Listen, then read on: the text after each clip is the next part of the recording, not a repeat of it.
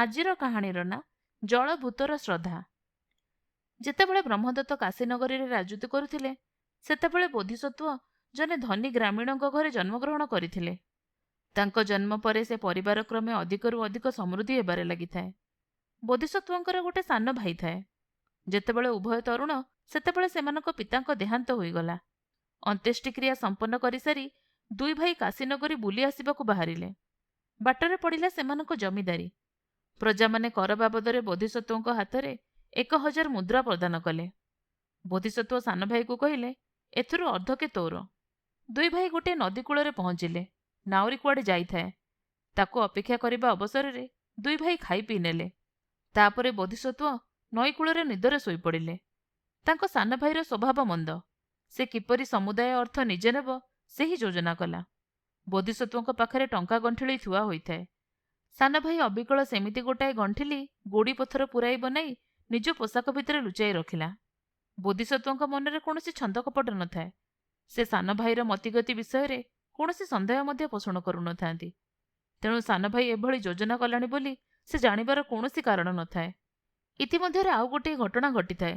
ବୋଧିସତ୍ତ୍ୱ ଖାଇବା ବେଳେ ନିଜ ଭାଗରୁ କିଛି ନଦୀ ଭିତରକୁ ଫୋପାଡ଼ି ଦେଇଥାନ୍ତି। ନଈରେ ଥାଏ ଗୋଟେ ଜଳଭୂତ। ସେ ସେହି ଖାଦ୍ୟ ଖାଇ ସଙ୍ଗେ ସଙ୍ଗେ ଏକ ପ୍ରକାର ନୂତନ ଶକ୍ତି ଲାଭ କଲା। ସେ ବୁଝିପାରିଲା ଖାଦ୍ୟ ଯିଏ ଦେଇଛି ସେ ଜଣେ ମହାନ୍ ଆତ୍ମା। ସେ କୃତଜ୍ଞ ଭାବରେ ବୋଧିସତ୍ତ୍ୱଙ୍କ ଗତିବିଧି ଉପରେ ଲକ୍ଷ୍ୟ ରଖିଥାଏ। ନାଉରୀ ଆସିବା ମାତ୍ରେ ଦୁଇ ଭାଇ ନୌକାରୋହଣ କଲେ। ସାନ ଭାଇ ଟଙ୍କା ଗଣ୍ଠିଲି ଉଠାଇ ନେଇ ଧରିଥାଏ। ମଝି ନଈରେ ସେ ଗୋଡ଼ି ପଥର ଗଣ୍ଠିଲିଟି ଖସେଇ ପକାଇ ଟଙ୍କା ଗଣ୍ଠିଲିଟି ଲୁଚାଇ ରଖିବାର କଳ୍ପନା କରିଥାଏ। ବୋଧିସତ୍ତ୍ୱ ଟଙ୍କା ଗଣ୍ଠିଲି ପାଣିରେ ଗଲା ଜାଣି ସାନ ଭାଇକୁ ଆଉ କ'ଣ କହନ୍ତେ, କିନ୍ତୁ ସେ ଗଣ୍ଠିଲି ଖସାଇବା ବେଳକୁ ଛାନିଆ ଓ ଉତ୍କଣ୍ଠା ଯୋଗୁଁ ଗୋଡ଼ି ପଥର ଗଣ୍ଠିଲି ବଦଳରେ ଟଙ୍କା ଗଣ୍ଠିଲିଟି ହିଁ ପକାଇଦେଲା।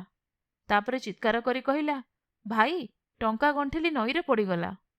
ବୋଧିସତ୍ତ୍ୱ ବିଚଳିତ ନ ହୋଇ କହିଲେ, ହଉ, ଗଲା ତ ଗଲା, ସେଥିପାଇଁ ଚିନ୍ତା କରିବା ଦରକାର ନାହିଁ।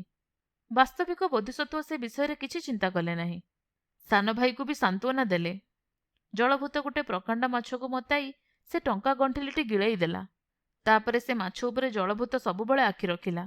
ଏଣେ କାଶୀରୁ ଫେରି ସାନ ଭାଇ ନିଜ ଅସାବଧାନତା ତଥା ପ୍ରତାରଣା ଯୋଗୁଁ ଟଙ୍କା ଗଣ୍ଠିଲି ନଈରେ ପକାଇ ଦେଇଥିବା ହେତୁ ଅତ୍ୟନ୍ତ ଯନ୍ତ୍ରଣା ଅନୁଭବ କଲା, ଆଉ ଅସୁସ୍ଥ ହୋଇପଡ଼ିଲା। ସେହିପରି ଭାବରେ କିଛିଦିନ ବିତିଗଲା।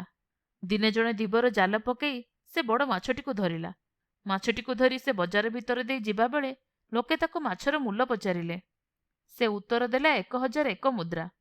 ଲୋକେ ଭାବିଲେ ଧୀବରର ମୁଣ୍ଡ ବିଗିଡ଼ି ଯାଇଛି। ଶେଷକୁ ଧୀବର ଯାଇ ବୋଧିସତ୍ତ୍ୱଙ୍କ ଘରେ ପହଞ୍ଚିଲା।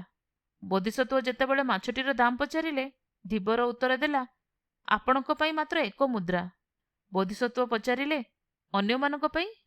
ଧୀବର ଉତ୍ତର ଦେଲା, ଅନ୍ୟମାନଙ୍କ ପାଇଁ 1001 ମୁଦ୍ରା। ବୋଧିସତ୍ତ୍ୱ ସେଭଳି ଉତ୍ତରରେ ଆଶ୍ଚର୍ଯ୍ୟ ହେଲେ। ଯାହା ହଉ, ସେ ଗୋଟିଏ ମୁଦ୍ରା ଦେଇ ମାଛଟିକୁ କିଣିନେଲେ। ଧୀବର ବିଦାୟ ହୋଇଗଲା। ବୋଧିସତ୍ତ୍ୱଙ୍କ ସ୍ତ୍ରୀ ମାଛଟିକୁ କାଟିଲେ। ସେଥିରୁ ଟଙ୍କା ଗଣ୍ଠିଲି ବାହାରି ପଡ଼ିଲା। ବୋଧିସତ୍ତ୍ୱ ଗଣ୍ଠିଲିଟି ଦେଖିବା ମାତ୍ରେ ଚିହ୍ନି ପାରିଲେ, ଏହା ଆମରି ଟଙ୍କା ଗଣ୍ଠିଲି। ସେ କହିଲେ, ଆଉ ଯାହା ଯାହା ଘଟିଥିଲା ସବୁ ବର୍ଣ୍ଣନା କଲେ। ଧୀବରଟି କିଏ ସେ ବିଷୟରେ ବୋଧିସତ୍ତ୍ୱଙ୍କର ବହୁତ କୌତୂହଳ ହେଲା।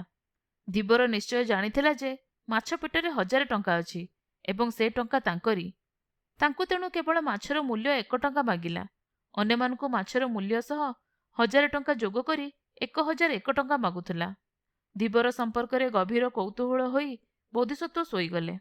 ରାତିରେ ସେ ସ୍ୱପ୍ନ ଦେଖିଲେ, ଜଳଭୂତ ତାଙ୍କୁ କହୁଛି, ହେ ମହାଭାଗ, ମୋତେ ଆପଣ ଯେଉଁ ଖାଦ୍ୟ ଦେଇଥିଲେ ତାହା ମୋର ଅମାପ ଉପକାର କରିଛି।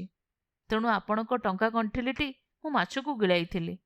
ଧୀବର ସେ ମାଛ ଧରିବା ପରେ ମୁଁ ଧୀବର ଦେହରେ ପଶି ତାକୁ ଯାହା କୁହାଇବାର ତାହା କୁହାଇଲି ଏବଂ ଯୁଆଡ଼େ ଆଣିବା କଥା ତେଣେ ଅଣାଇଲି। ଏ ଟଙ୍କା ଆପଣଙ୍କର। ଆପଣଙ୍କ ଭାଇ ପ୍ରତାରଣା କରି ଏହାକୁ ସମୁଦାୟ ଆତ୍ମସାତ କରିବାକୁ ବସିଥିଲା, ତେଣୁ ଏଥିରେ ତାର ଭାଗ ନାହିଁ। ବୋଧିସତ୍ତ୍ୱ ସବୁ ବୁଝି ଚମକୃତ ହେଲେ, କିନ୍ତୁ ସାନ ଭାଇକୁ ସେ ପରଦିନ 500 ମୁଦ୍ରା ଦେଲେ ଏବଂ ମାଛ ଦେହରୁ ଗଣ୍ଠିଲି ବାହାରିଥିବା କଥା ଜଣାଇଲେ। ସାନ ଭାଇ ବୁଝିଲା ବଡ଼ ଭାଇ କେତେ ମହତ୍।